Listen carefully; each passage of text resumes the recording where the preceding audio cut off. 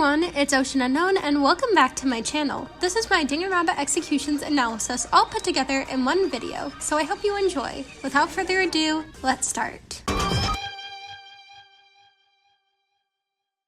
Trigger Happy Havoc begins with an execution. Blast off the execution of Jin Kirigiri. As the headmaster of Hope's Peak Academy before the events of the first game, Jin is executed so the killing game can commence. He is strapped inside a rocket as he is blasted off into space. The rocket plummets back down, and as the door opens, all that is left of Jin Kirigiri is a pile of cracked bones. This execution sets the stage for Danganronpa as a whole with its combination of over-exaggerated silliness and grisly horrible deaths and violence, and also with the introduction of the mascot of the killing game, Monokuma, as Monokuma is also a clear representation of the dueling concepts of Danganronpa with his split design. Blastoff and Monokuma's introduction go hand in hand as the beginning of the series. Jin's execution truly sets the plot in motion, since his death allows the killing game at Hope's Peak Academy to begin. The harsh fall of the rocket can also be interpreted as the fall of Hope's Peak Academy and the game's reality. Also, his own daughter, Kyoko, ends up in this killing game, which makes his death even more impactful even though Jin and Kyoko were quite estranged. Blastoff, while not the most iconic execution in the series or not even in this game, does start Danganronpa with such a bang.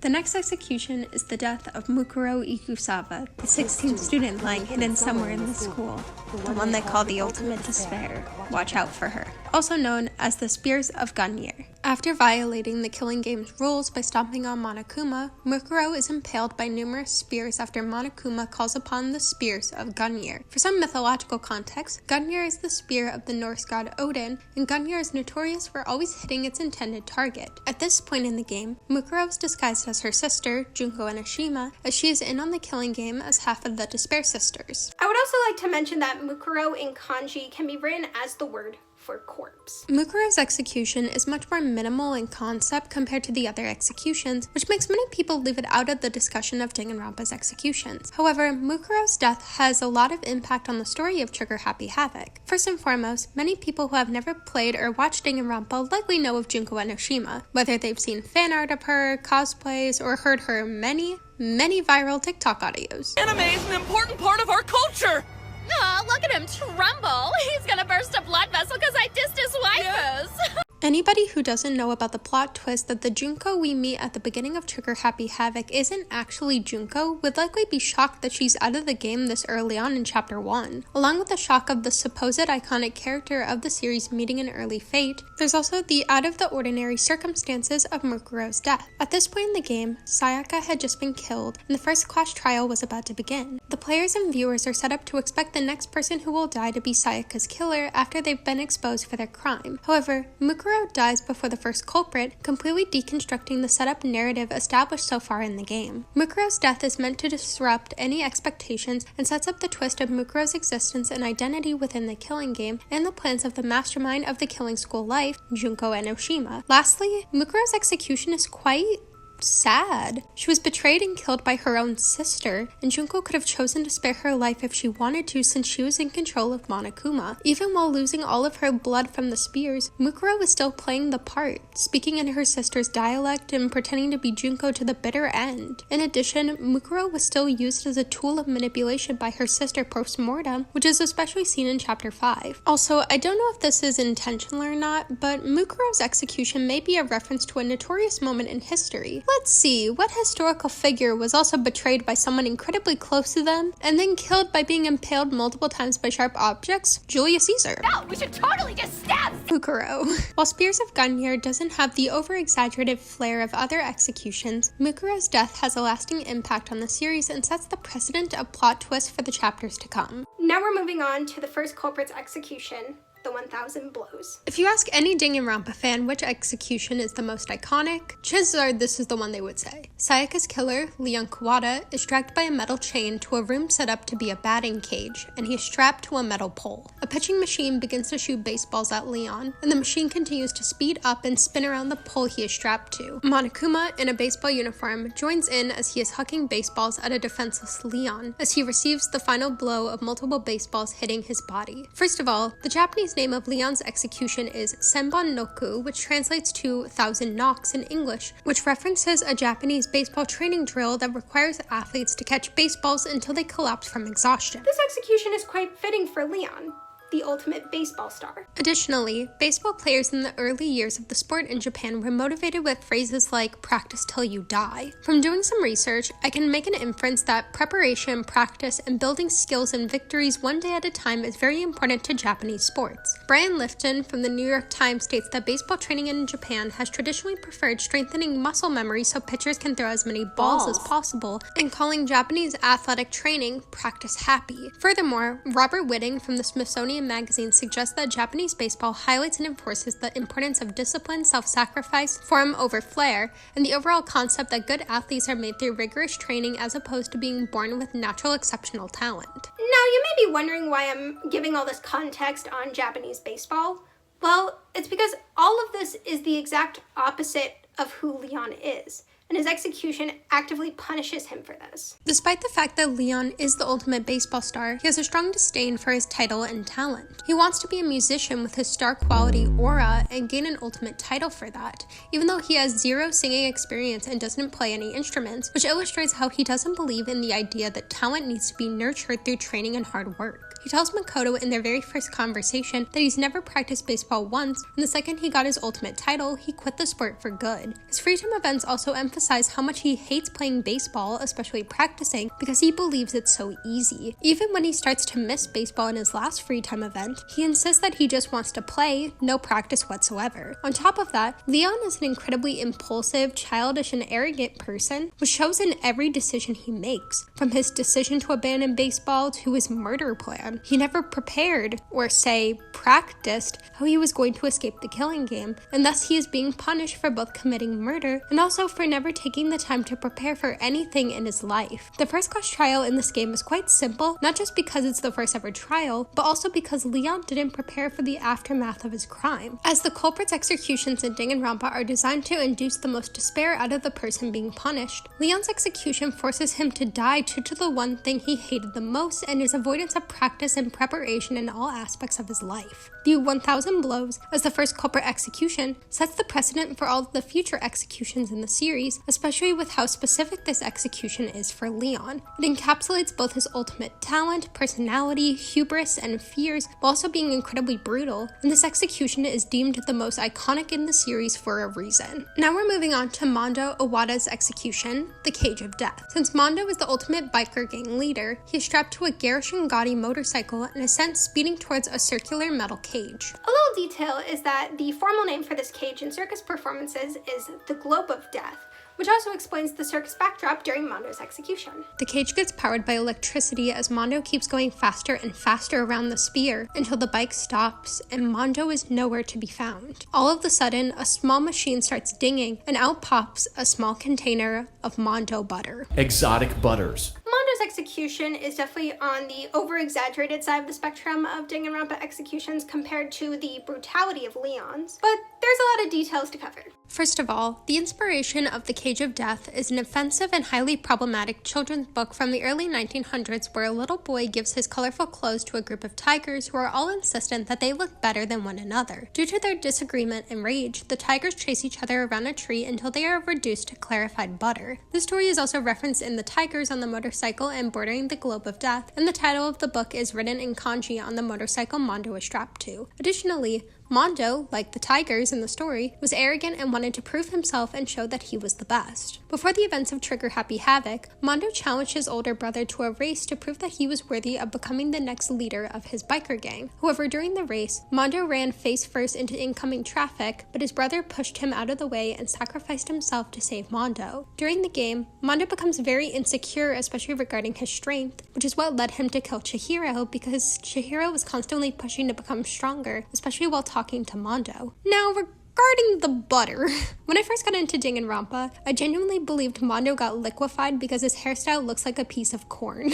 I just wrote corn. And Monokuma at the beginning of this execution mocks Mondo's hair by wearing a matching wig. However, Mondo becoming smooth like butter like a criminal undercover is mostly connected with the aforementioned problematic children's book. In addition, there is a more emotional interpretation as to why Mondo turned into butter. One of Mondo's biggest insecurities is losing his strength and becoming soft. And what's more soft than butter? Many people have also tried to calculate if a human body can actually be liquefied through G-force and physics, so I highly recommend looking into those studies. Anyways, Mondo's execution connects his talent and his biggest fears and flaws together, and while it definitely is campy and over-exaggerated, it's one of those executions that sticks with the audience.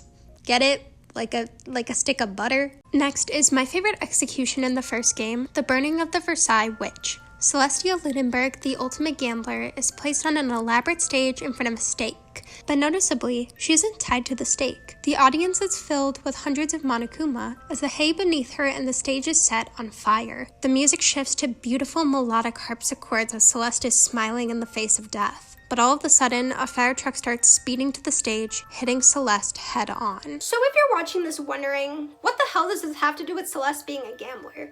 Well, this execution gives her talent the backseat and really hones in on Celeste's character and gives her the most despair as possible. As shown during the Chapter 3 trial and its aftermath, Celeste's biggest fear was being ordinary. She created this whole persona of herself of Celestia Ludenberg to present herself as a much more extravagant and unorthodox person, but in reality, she was a simple girl named Taiko Yasuhiro. Both her love of Lolita fashion and the Victorian and Rococo eras of European history, and her intense hatred of herself, caused her to lie about her whole identity, backstory, everything. Makoto does in fact call her the Queen of Liars and says everything about her is wrapped in a veil of lies. Well, it's likely just a coincidence. Her believing she was about to be burned at the stake is possibly a play on the phrase, liar, liar, pants on fire. Also, this fake out of her execution method was also, in fact, a lie. Celeste was sent to her execution under the impression that it was going to be tailored for her after seeing Leon and Mondo's, and went into it being content with her fate and excited to go out in a blaze of glory, pun intended. Her execution starts off completely different from Leon and Mondo's, with the music being more somber, the pace being slower, and the theatrics being more catered to Celeste's aesthetic and desires. The background of her execution even includes a castle, which she mentioned was a part of her biggest dream before her execution, and ironically, it's on a stage, which further shows how Celeste was just a character for her. However, the drastic switch up of this execution when the fire truck shows up represents a couple things in Celeste's story. First of all, her biggest desire of dying an extravagant and extraordinary death that is different from her predecessors in the Killing Game is dangled in front of her face, and the eccentric music and bright loud colors from the past executions comes back. The sudden switch up of theatrics in her execution could also likely symbolize the fragility of her ego and how she couldn't keep up this lavish persona, which especially shows up during the third trial. Her fake ambiguous European accent slips, and her poker face is nowhere to be found. Throughout the game, it's clear that Celeste feels the need to constantly be in control of situations, and especially of herself. Her execution makes it so she has zero control of what happens to her.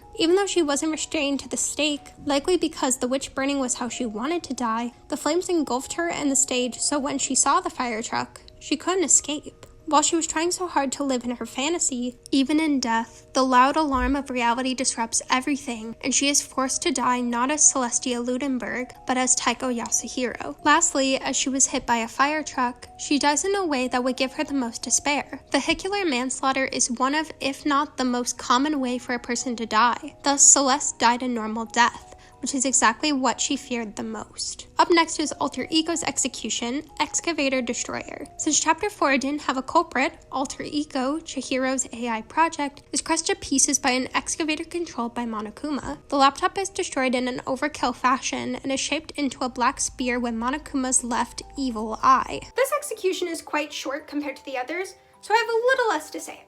Since Alter Ego is not one of the main students and is an extension of Chihiro, Alter Ego was killed as a special guest due to there being no culprit in Chapter 4. Because of this, one would argue that this execution lacks significance or emotional value. However, I disagree. Before the Chapter 4 trial, the remaining students were heavily relying on Alter Ego, especially when it came to figuring out how to escape or end the Killing Game. And to an extent, they had a reason to do so, as you'll see in the next execution, because they truly wouldn't have ended the game without Alter Ego. However, with Monokuma choosing to execute Alter Ego, he is further giving the remaining students despair, which is especially shown in how he transforms the laptop into a black ball with only the despair side of his face. Also a fun detail is while Monokuma starts the excavator, we only see the despair half of his body, and the road signs also only feature the despair side as well. Speaking of despair, there's an interpretation of this execution that states that Alter Ego being crushed and molded into the symbol of despair symbolizes how hope in the Killing Game is continuously crushed. Alter Ego is one of the biggest symbols of hope throughout the game, especially with the green color scheme that contrasts the use of red in the story, which symbolizes despair. By crushing Alter Ego, Monokuma is further crushing any hope that the remaining students have in escaping and ending the Killing Game, and Alter Ego at this time in the game was the students' only key to finding out the secrets to the school and the Killing Game. Also,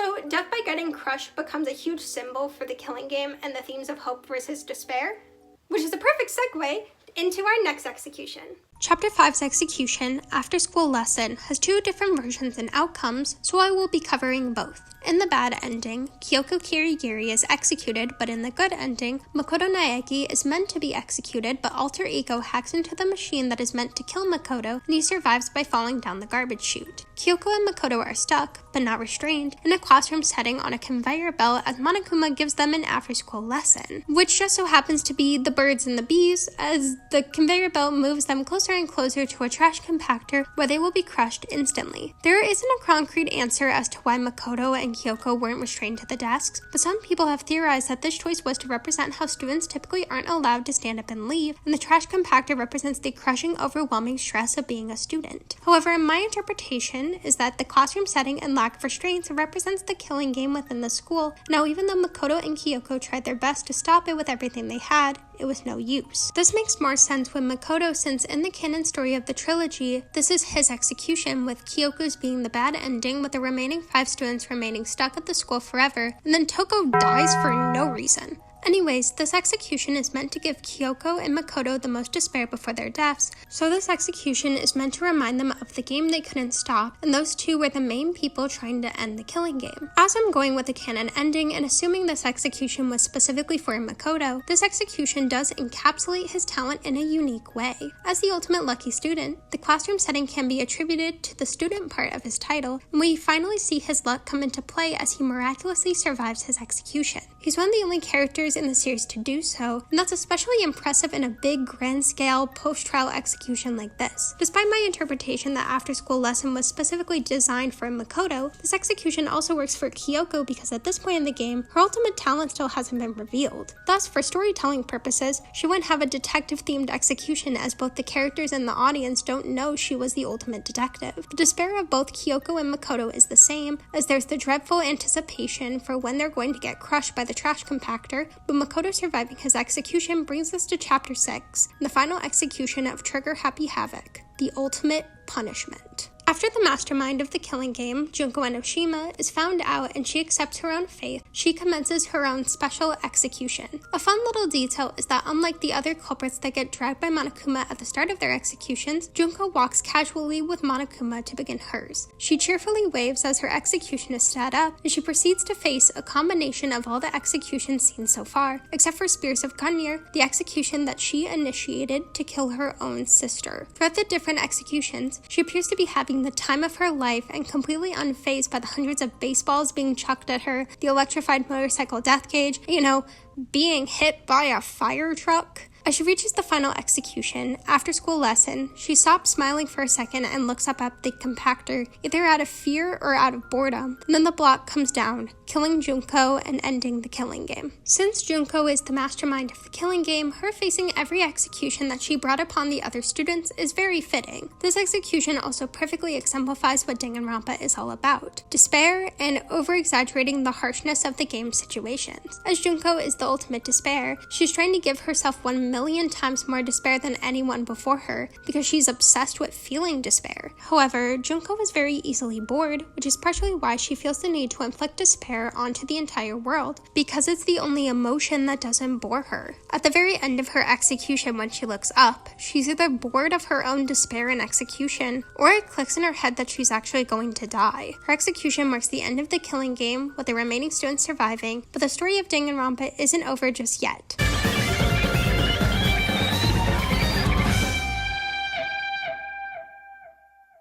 The first execution in Goodbye Despair is the Monobeast execution of Monami. Most people don't consider this an execution, but I want to include it.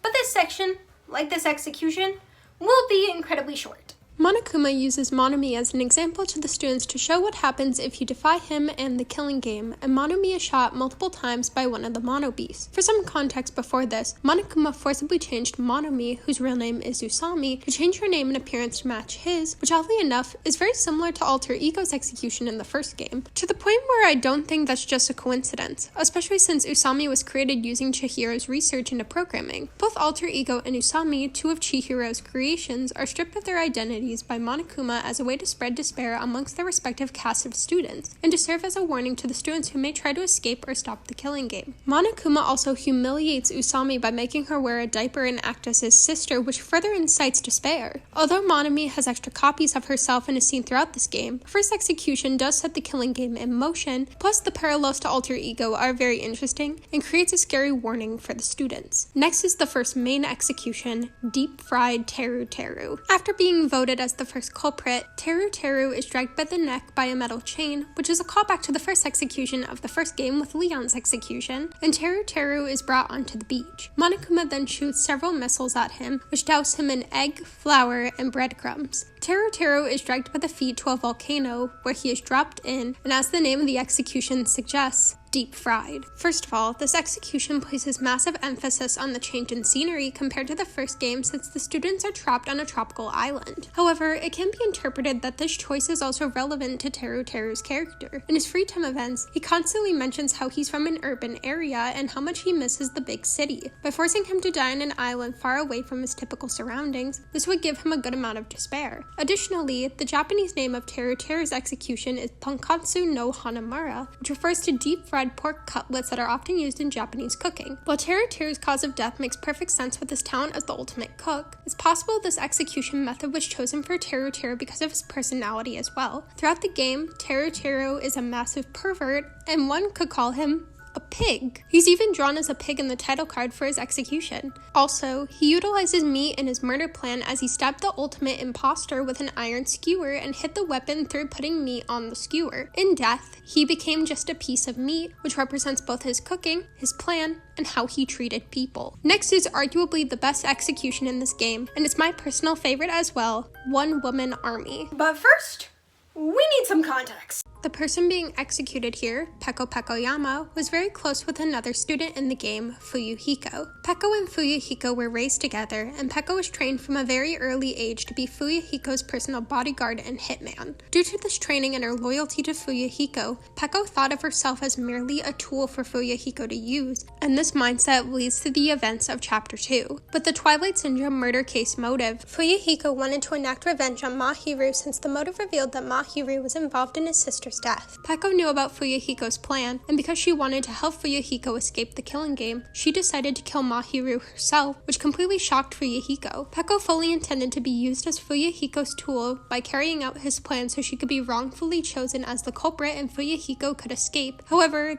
that's not how the class trials work at all. By killing Mahiru, Peko was the culprit, and she and only she would be executed if the other students voted for her as the culprit, which is exactly what happens. Upon hearing how Peko views herself as just a tool meant to follow orders, Fuyuhiko insists that he has never viewed her that way, and pleads for her to stay with him. However, her execution begins. Peko is placed on top of a mountain and is surrounded by wooden samurai robots. Monokuma holds a doll of Peko, which controls her movements as she fights the robots. However, while all of this is happening, Fuyuhiko is there, trying to get to Peko. Fuyuhiko gets very close to her, but one of the robots sneaks behind Peko as Peko slices it in half, but hits Fuyuhiko in the process. Seeing that she hurt the person she's devoted her whole life to, she lays down her sword and holds a weak Fuyuhiko in her arms. But one of the samurai robots stabs Peko in the back. Right away, all of the robots stab Peko to death. Peko's Peko's execution is undoubtedly one of the most emotional in the series. This is the first time in the series that someone tries to interfere with an execution, and Fuyuhiko is trying to disrupt Peko's execution not only to save her, but also to show her that she isn't a tool. However, Peko's execution further enforces to her the idea that she is a tool, especially with the doll that Monokuma uses to control her movements. Since Peko is the ultimate swordswoman, her execution is quite befitting of her title as well. Lastly, the saddest part of Peko's execution is the emotions felt before and during it. Right before she is executed, Peko says she is content with dying because she was simply a tool, and says that she won't give in to despair during her execution. Monokuma insists that she will cry tears of despair, and even before her execution begins, she is severely distraught after Fuyuhiko begs her to stay with him. During the execution, because she is being controlled as the tool she sees herself as, she ends up hurting the person she cared about the most in the process. In the end, Peko's ideology that she's a tool to be used ended up giving her the most pain, and causing her to cry tears of despair seconds before she died. Next is Akane Awari's failed execution, and this is another really short one. In Chapter 3, Akane challenges Monokuma to a duel, and in the process, she breaks the rules of the killing game. He aims a bazooka at her once the rest of the students are on the beach and can witness Akane's execution. However, Nekumaro steps in and takes the blow, which kills him. While this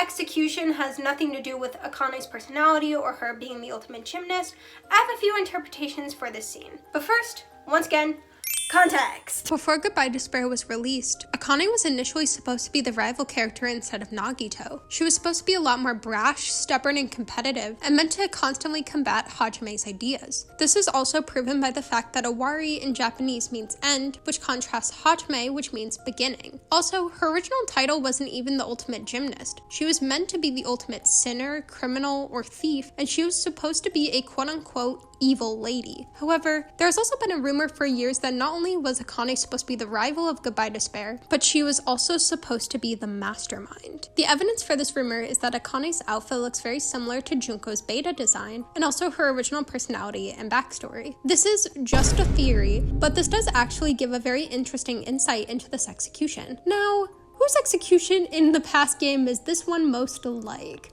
Oh yeah!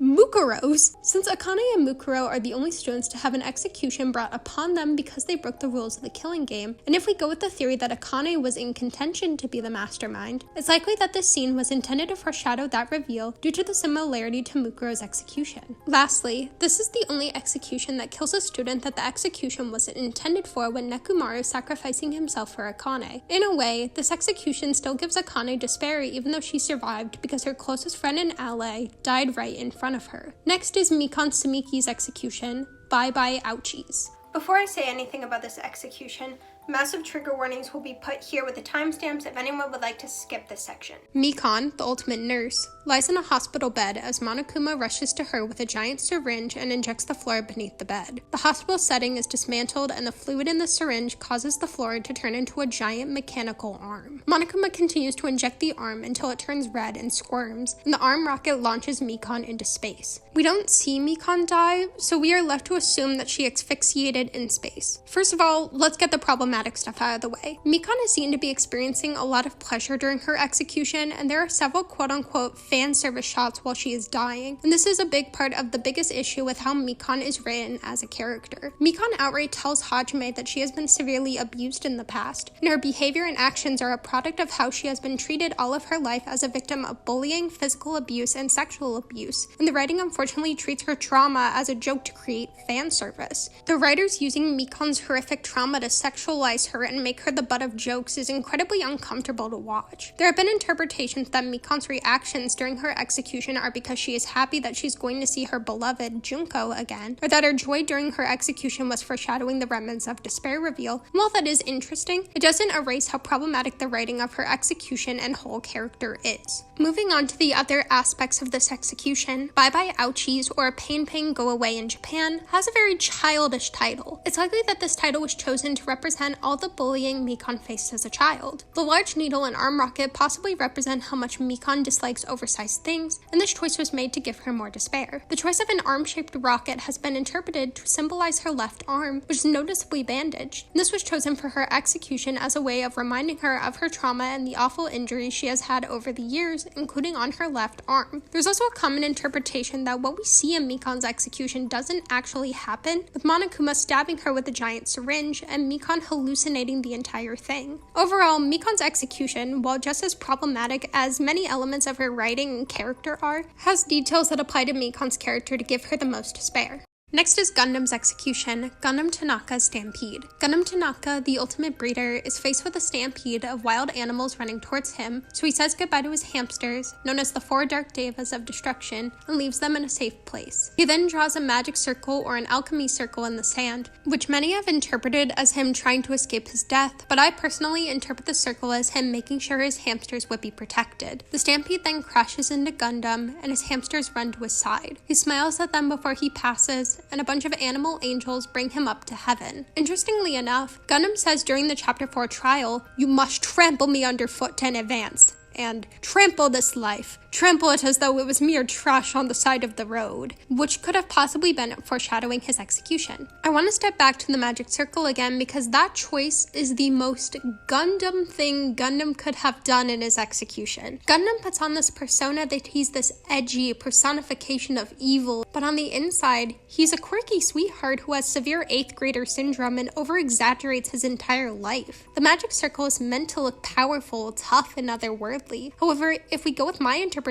he used the circle to protect his precious hamsters who he cherished and loved so dearly. I'd also like to headcanon that he would also do little manifestations or gestures to protect Sonya, which evidently worked since she survives the killing game. There is a common interpretation that he did the circle to protect himself only, but I'm a protect the hamsters truthers, guys. He does say before his execution that he isn't giving up on his life, but I think the statement is another piece of his act. I think deep down he already accepted his fate, but was going down as the evil Prince of Darkness he tried so hard to be, even though that's not who he is in the slightest. Gundam's execution also features plenty of references to pop culture. For Western audiences, the most visible reference is The Lion King, as the desert setting and Stampede references how Mufasa died. Gundam's hamsters being by his side as he dies also references Simba finding Mufasa's body, and Gundam being the star at the end is similar to how Mufasa appears in the sky to speak to Simba. The music that plays during Gundam's execution is also called The Last High King and has a similar melody to The Lion Sleeps Tonight. Other references include the Japanese mecha anime Mobile Suit Gundam 0079, which is referenced in the Japanese title of his execution, Gundam Falling to the Earth, and shonen manga such as Full Metal Alchemist with the Circle and JoJo's Bizarre Adventure with the Ascension to Heaven at the end. The use of shonen manga as inspiration is very interesting because it fits with Gundam's eccentric personality and 8th grader syndrome, as he wants his execution to be extravagant and befitting of a lavish grand person like who he tries to be. Lastly, the despair placed on Gundam in his execution is that in the end, he is taken up to heaven. He goes into his execution fully accepting that he would be sent to hell, but that's his persona talking. At his core, Gundam is very sweet, sensitive, and deep down, really cares about people and animals. He does deserve to go to heaven, however, he reaches the most despair knowing that in death, his edgy and evil persona was seen right through and he was judged in the afterlife for who he really is. Next is please insert coin the execution of Chiaki Nanami and Monami. As Chiaki is the ultimate gamer, her execution features references to famous video games and arcade games, hence the please insert coin title. Chiaki and Monami, as well as a bunch of copies of Monami, are first shot at with a tank which references Space Invaders, but she sees a possible exit and makes a run for it with Monami. A giant Pac-Man machine runs towards them, flattening several Monami copies until the main story Monami is the only one left. Chiaki and Monami continue running, but they are hit head-on with a glass wall as they become stuck in a giant game of Tetris. Monami is crushed by a Tetris block, followed by Chiaki. While this execution is absolutely perfect for the ultimate gamer,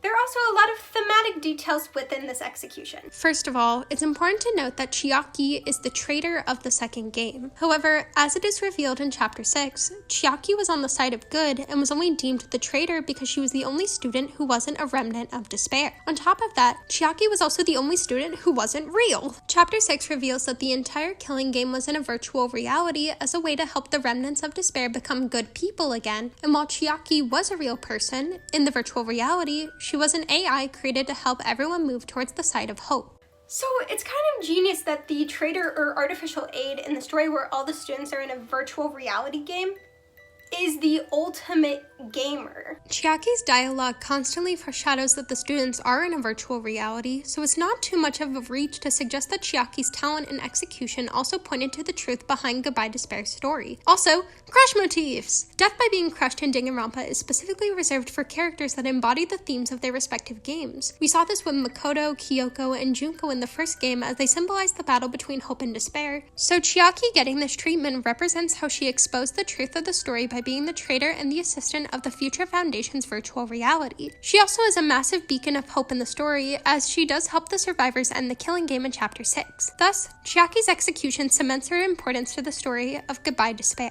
Lastly, we have the Chapter 6 execution, Forced Shutdown. After the 5 remaining students end the killing game and escape the virtual reality, Usami returns and takes on alter ego Junko in a very magical girl-esque fashion. After tying her up in her rainbow magic, alter ego Junko is shattered into many pieces, as Usami disappears into a cascade of rainbow hearts, officially ending the virtual reality and the Goodbye Despair killing game. Fun fact, the hearts are said to symbolize Usami's love for the students in the game. This execution is quite short, so there isn't much I have to say about it besides a few things. First, since this is a digital version of Junko, it's fitting that Usami, one of Chihiro's creations, defeated her, which calls back to alter ego helping the students in the first game end the killing game. Chihiro is honestly the MVP of Danganronpa. Lastly, Junko's expression during this execution is strikingly different from her first one. In the ultimate punishment, she is ecstatic to experience the despair of death and is grinning ear to ear up until the end. In Forced Shutdown, she looks worried, humiliated, and annoyed. Everything was supposed to go in her favor, but the power of hope ruined her plans once again, and she is about to essentially die for the second time. She thought she won the fight between hope versus despair in this game after Chiaki's death, but the survivors and Chiaki made sure to end the killing game and return to the real world. She's also incredibly bored of this execution. As stated in the first game, the one thing Junko absolutely hates is boredom, which is why she is the way she is, and that shows in this execution. According to her, dying a second time should be more extravagant and despair-inducing than her first death. However, all of her plans were foiled.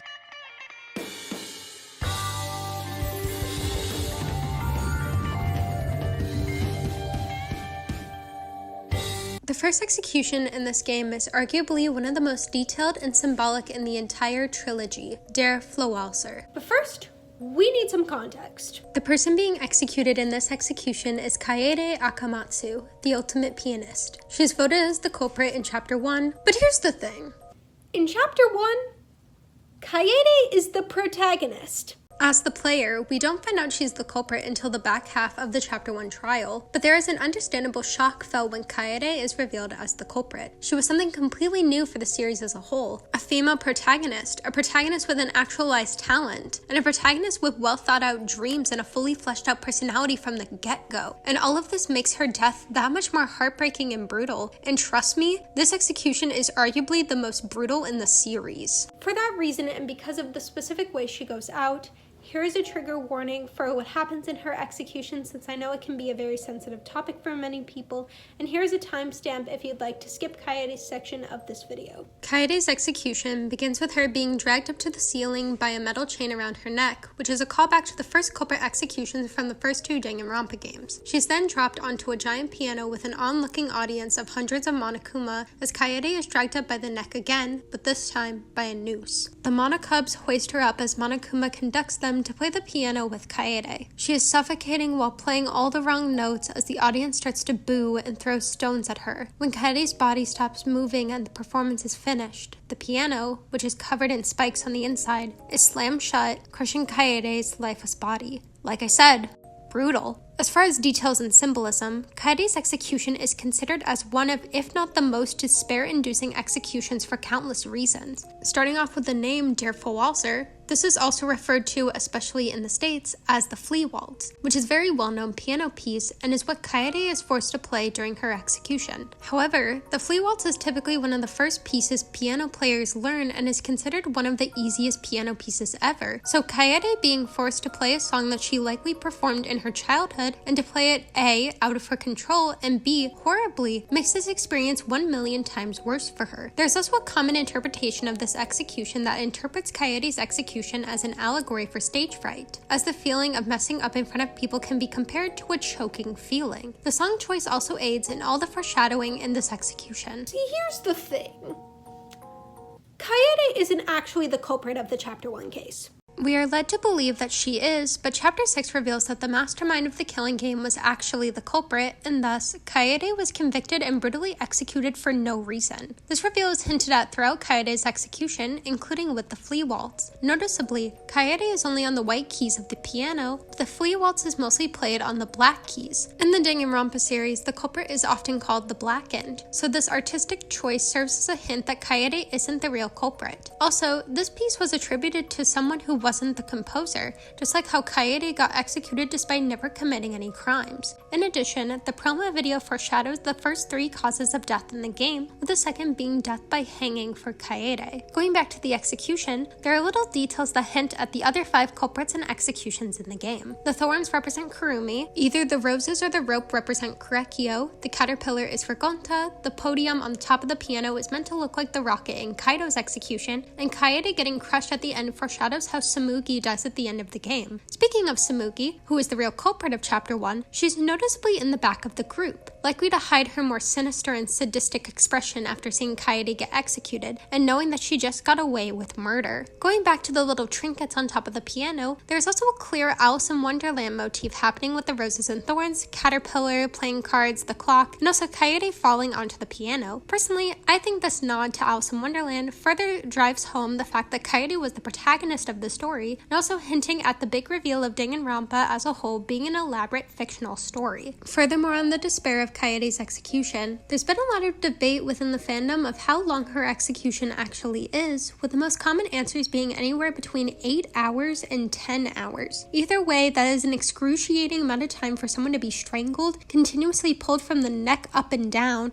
and hit with stones. Everything about this execution, from the supposed length, the cause of death, to how everything pertains to Kaede as a character, was taken into consideration to make this cater to Kaede and what would give her the most despair. Especially when you consider the fact that Kaede could have potentially left the killing game after killing Rentaro due to the first blood perk, but chose not to take it. Although, to be honest, I feel like Samugi wouldn't have let that happen since Kaede didn't actually commit the crime, but anyway. I feel like that's another huge part of why Kaede's execution is so brutal. She could have chosen to be more immoral and selfish, but didn't, and thus she's punished for that as a means to destroy hope amongst the other students. During a free time events, she mentions how one of her dreams was to make music for video games and to hold a big concert so she could perform her original music, and her execution is a big concert. Also, if you take into consideration the everything is fiction plot twist of V3, you can see this through a meta interpretation as well. Adding to the fictional aspect of V3, there's also an interpretation that the dolls on the piano represent other possible characters during the many seasons of Danganronpa that were the ultimate pianist and were executed using this same exact execution. It's also clear in the many interactions we have with Kaede in the story and in her free time events that pretty much her entire life has been dedicated to learning piano and becoming an incredible piano player. Because Kaede is executed via a piano, the thing she loves most in the world, this is a reversal of the other first culprits in the series, which could also potentially be foreshadowing that she was never the culprit to begin with. Sure, Leon and Teru's executions were catered to their ultimate titles, but not who they are, as Leon hated baseball practice and then died via a batting cage, and Teru hated junk food and got deep fried. Kaede's execution truly highlights her love of playing the piano, which makes her despair so much more sentimental and heartbreaking. Lastly, she emphasizes how her main motivation for playing piano and becoming better at it is to make people happy, and in her final moments, she is booed and stoned to death for her playing. Next is Kurumi Tojo's execution, Strand of Agony. First of all, right before her execution, Kurumi, the ultimate maid, does something that nobody in the whole series has ever done before.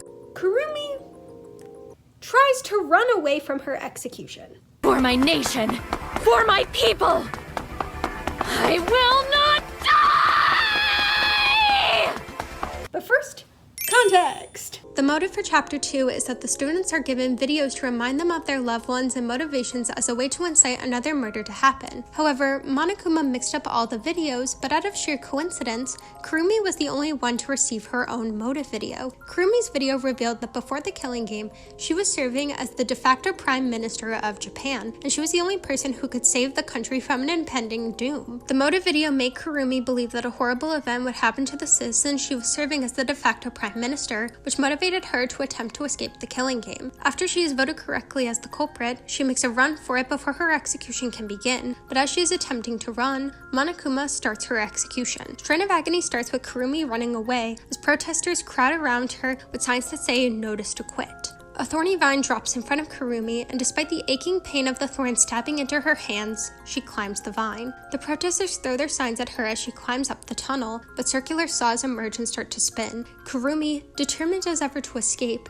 continues to climb as the saws cut into her clothes and body. She continues to climb the vine despite the excruciating pain and exhaustion, and she believes she has reached the top and found a way out of the killing game. However, what she thought was the exit was a simple drawing of the sky as the vine snaps and Kurumi plummets down the tunnel, falling to her death. If Kaede and Kurumi's executions prove anything, it's that V3's executions are extra brutal compared to the other games in the series, and they also feature a lot of connections to the characters and their motivations. As Kurumi was serving as the de facto Prime Minister of Japan, she was under the impression that everyone in her country was depending on her, and she caused herself to constantly be under massive levels of stress and scrutiny, which is evidently shown in the amount of pain she endures during her execution. The protesters are actively shaming her for murdering Ryoma, but also for abandoning her country. The notice to quit on their signs refer to how landlords give their tenants notices when they are forced to move out, which means that they are denouncing Kurumi as their prime minister because of her actions, which gives Kurumi more despair since her citizens mean everything to her. Kurumi often gets caught up in her own way and her expectations of herself, especially in regards to her feeling as though she needs to serve and please everyone and go above and beyond for everyone else, which directly impacts how she ends up leaving the story. She felt as though she was disappointing her people by being stuck in the killing game without doing anything, but her execution makes her feel ashamed for taking action. However, one could argue that Kurumi, despite her believing that all of her actions are in the best interest of her citizens, was actually quite selfish when it came to her plan, which segues into the main reference in Kurumi's execution. Strain of Agony is based off of the short story The Spider's Thread by Rinosuke Akuragawa. A cool little detail is that Kurumi's design features spider and web motifs.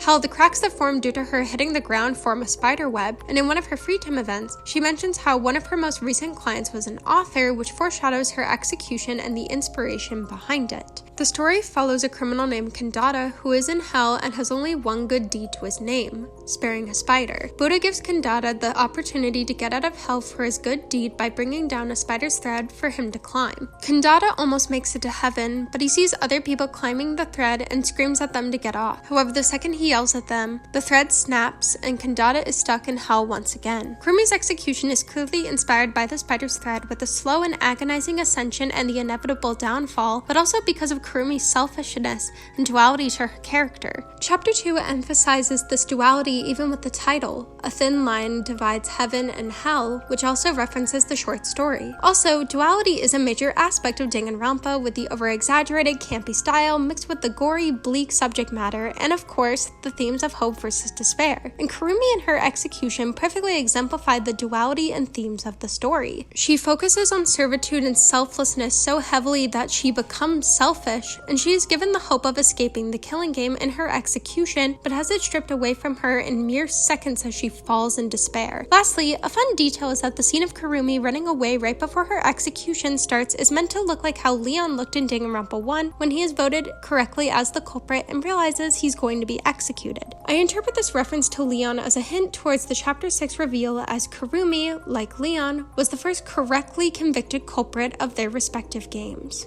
Next is Chapter 3's execution, Cultural Melting Pot. Korekiyo Shinguchi, the ultimate anthropologist, is tied up from the ceiling as he is spun rapidly and grows dizzy. The ropes are cut as he falls into a different room and into a boiler, as he is boiled alive. Before this next section of Korekiyo's execution, here is a trigger warning for an aspect of Korekiyo's character and execution, and a timestamp for if you'd like to skip this part. Right before his execution, Korekiyo tells everyone that he is content with the outcome of everything because he will be reunited with his dead sister, with whom he had a romantic relationship with. After being boiled alive, Korekiyo is shown in the afterlife reuniting with his sister, but before they can embrace, Monokuma, who is dressed as an onmyoji or a person in Japan who can communicate with spirits, throws salt on Korekio's ghost, which is traditionally used in Japanese folklore to cast away evil spirits. His sister joins in until Korekio's spirit is completely exorcised, in which an interesting detail is that it appears that Korekio's sister is wearing a glove when she first throws the salt, thus meaning that she is also an evil spirit. As we learn in the Chapter 3 trial in Korekio's free time events, his sister was a massive part in his life, as she's part of the reason he became an anthropologist and why he looks the way he does. Thus, the most despair-inducing end for Korekio is for the person he admired the most and the person who caused him to accept his fate to destroy all of his hope for being in the afterlife. This execution has a lot to do with other aspects of Korekio's character, so let's talk about that. First of all, the Japanese name of this execution translates to picture scroll of punishments past and present, as Korekio's execution consists of different torture methods used throughout history. The first is the reverse shrimp tie, which was used in the Edo period of Japan, and this also connects with the story he tells Soichi in his free time events where he got tied up during one of his fieldwork sessions, and this led to his interest in the afterlife. The second reference is how the man holding a katana releases Korekio, which is similar to seppuku, a form of capital punishment for samurai who have committed serious offenses where they are disemboweled and then decapitated. Since Korekio killed not just one but 2 students in the Killing Game, and countless more outside of the main story, this form of punishment makes sense as he has committed a serious offense. Lastly, death by boiling was a state-approved method of execution for severe criminals during the Edo period, thus continuing the theme of Korekio's execution being fitting for him both as an anthropologist and as a heinous criminal. Also continuing on with the theme of connecting these executions with past ones from the series, many Danganronpa fans have made connections between Korekio's execution and the other Chapter 3 executions, with Korekio being enveloped in fire like Celeste, excited to see someone he loves in death like Mikon, and content with his execution like both of them. Following that is Chapter 4's execution, Wild West Insecticide. Gonta Gokuhara, the ultimate entomologist, is tied to a wooden post in a Wild West setting along with a laptop. For some context, Chapter 4's murder took place in a virtual reality that the victim of this case, Miu Iruma, created. Due to a small technical difficulty, Gonta doesn't remember anything from the virtual reality, including him killing Miu. The laptop is all of his lost memories from the virtual reality in an alter ego, which is a lovely callback to alter ego in the first 2 games, and alter ego's execution in the first game also being in Chapter 4. Monokuma, dressed as a sheriff, begins to shoot robotic wasps at Gonta as he swells up from the stings. Now I have to discuss something I've been avoiding,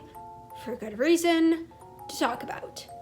The Monokub subplot. So in this game, Monokuma has 5 cubs, and during the first 3 executions, one of them dies. Monokid in Chapter 1, Monosuke in Chapter 2, Monodam in Chapter 3. In Chapter 4, Monophony is giving birth while Gonta is getting stung repeatedly by the wasps. The baby emerges from Monophony's stomach, and it's a gigantic mantis-like wasp. After killing both of the remaining Monocubs, the mantis flies towards Gonta and stabs him in the laptop with its pincer, as Monokuma whips out a flamethrower and sets Gonta, the mantis, and the post on fire. First and foremost, why the Wild West setting for the ultimate entomologist? Well, a huge part of Gonta's character is that he wants to be a gentleman, hence the suit, but he isn't very adjusted to modern civilization since he was raised by wolves. During their interactions with him, both Soichi and Kaede refer to Gonta as wild, which could be seen as the answer to the Wild West setting, plus the concept of a gentleman cowboy. Moreover, the Japanese title of Gonta's execution is Bug's Panic, which is also the English title of the film Infestation, a comedy horror film about killer bugs. Along with Infestation, Gonta's execution is also inspired by Alien, especially with how the giant bug emerges from Monophony's stomach. Lastly, with the references, Gonta's execution also references 2 other executions from past games, this time being Leon and Teru's executions, since all 3 executions include the culprits being tied to a pole and being pelted with something related to their talents. I personally interpret this connection to Danganronpa as the fictional show within the video game series running out of ideas. Wait until we get to Chapter 5's execution. The overkill of Gonta's execution is also possibly a reference to the unnecessary measures of alter ego's execution in the first game as well. Now, for the despair part of this execution, of course there's the obvious part, which is that Gonta's favorite thing, bugs, killed him. However, there's even more details to how this execution is designed to give Gonta the most despair possible. The music that plays during his execution has lyrics that say, "I'm at the bottom of the ocean, I'm at the bottom of the sea, I don't don't know if I'll make it back home, I'm just stuck in a dream. These lyrics convey the dreary feeling of Gonta's execution and how he knows in this moment that he is about to die. As for the bugs, it's important to note that the bugs used to kill Gonta are mechanical. You could say they're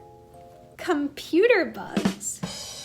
As implied with Gonta's backstory and the events of Chapter 4, Gonta never really understood technology and how it works, especially because of the fact that Gonta lost his memory of the virtual reality in Chapter 4 because he mixed up the chords. By using robotic bugs to hurt him, Monokuma is actively mocking Gonta and his lack of modern intelligence. Also, Gonta's execution is noticeably brutal in an extensive way. This execution is intentionally overkill because it sets up for Chapter 5's execution and everything that happens with it. The ending shot of Monokuma laughing at Gonta burning is completely intentional, as it shows how much Monokuma enjoys making these students feel despair and making them absolutely miserable in life and death. Chapter 5's execution plays into this excessiveness and despair of Monokuma's actions and the overall themes and plot points of V3, and Chapter 4 is the build-up for all the pandemonium that occurs in Chapter 5. Lastly, a very interesting detail is that Gonta's execution is hinted at all the way back in Chapter 1. Gonta tells everyone that he watched a bug movie to motivate himself, and Tsumugi asks him something along the lines of, "Did you imagine yourself as a giant mantis with knives for arms?" Since Tsumugi is the mastermind and was a staff of Team Danganronpa, she was planning out the narrative of this story, including Gonta's execution right then and there.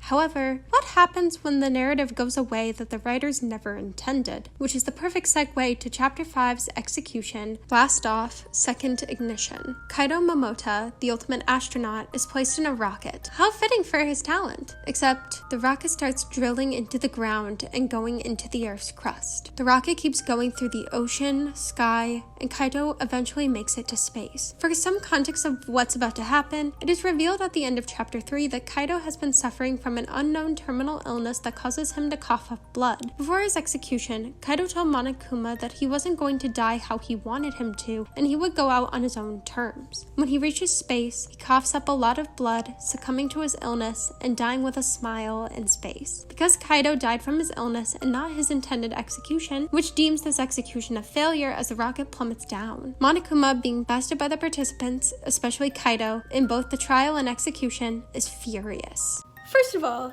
this isn't the first time we've seen this execution. Played these games before! I said I played these games before!